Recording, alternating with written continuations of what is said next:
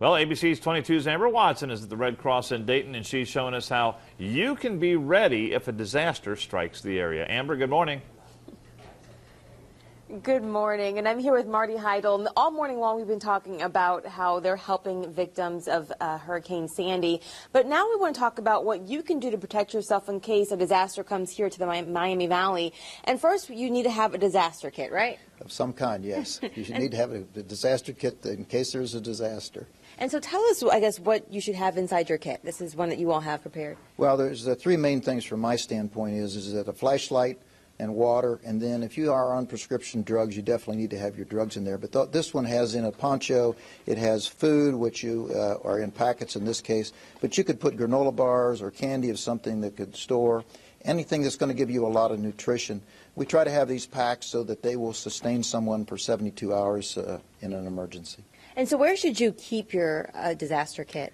Wherever's the best place for you, where you know you can get to it easily and that you can have the materials there and they're safe from anything around the house that might bother them. It should be someplace that's not hot or not very cold. And so for people watching, if there are multiple people in your house, you want to have one kit for each person, right? You should have one kit for each person, but you can have, instead of just having a kit like this, you can have water separately in places where you can get to it so that you can, have it available, yes. And, a lot of people think canned foods, but you also mentioned that was interesting, candy bars and water, whatever you like to snack on, granola bars, and just keep it all packed away. Well, we were kidding off camera, but it's anything that you don't do on a diet you want in the kits that will store easily, because you want the most calories in the smallest amount of space. So granola bars are excellent, peanut butter is excellent, any of those types of things. All right, thank you so much. And also, if you have pets, you also want to have a kit that's for your pet, and that's also just tucked away in your car somewhere where you can grab it easily. But Marty's going to hang around with us in the next half hour. We're going to tell you more on what they're doing now to help victims over there on the East Coast.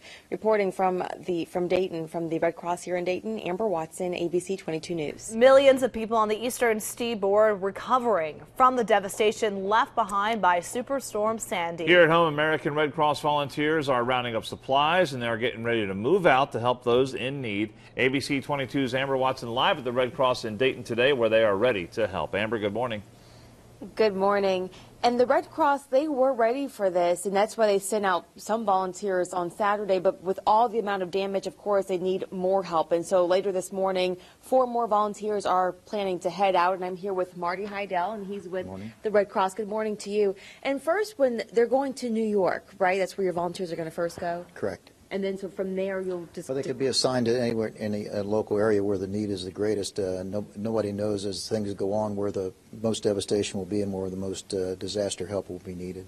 And one thing you're showing us are these comfort kits, and that's what will be handed out to some of those victims, right? Right. We've got over 250 shelters open, and each of the people that come to those shelters will be given a comfort kit, which consists of soap, hair soap, shaving cream, razors, hand soap, toothpaste.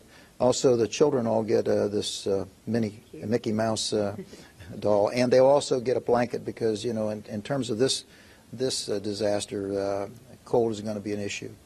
Of course, and some people had to rush out of their homes right away, so they didn't get those essential items. So it will be good to have those. And kind of tell us what these volunteers, will be doing to help these people in the shelters. Well, a lot of them will be serving the meals that we have. We have over 250,000 meals already there, and there'll be more coming in, along with water, etc.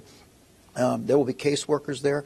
There will also be mental health people in case there's people that are distressed, etc., that can help with them. All of our disaster people have specialties, but they can obviously overlap in certain cases. So they will be in the shelters serving food, giving these comfort kits, making sure the people are comfortable because they're going to be sleeping in the shelters. That's their new home with their 1,000 closest friends in the shelter, potentially, depending on the size, obviously. Right, and even some estimates that we heard, it could be weeks before these people can get back to normal. But Marty's going to hang out with us this morning, and coming up in the next half hour, we'll tell you what you can do to help out and help those victims of Sandy. Reporting from the Red Cross here in Dayton, Amber Watson, ABC 22 News.